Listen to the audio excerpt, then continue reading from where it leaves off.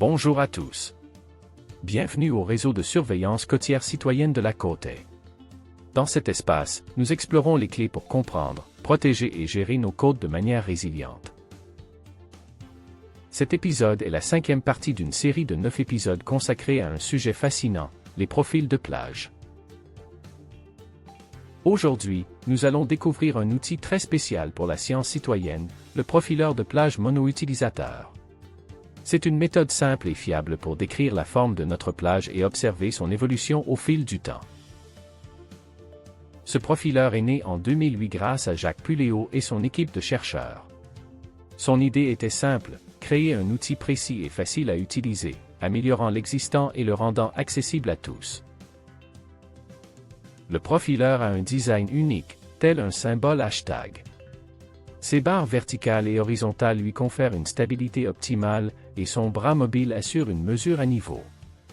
C'est vraiment ingénieux.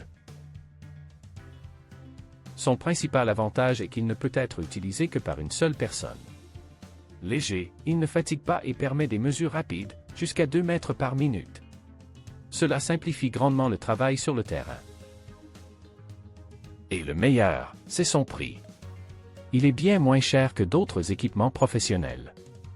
Nous pouvons le fabriquer avec des matériaux simples et locaux, ce qui le rend accessible aux initiatives à long terme, car il est facilement remplaçable. Malgré sa simplicité, le profileur est très précis.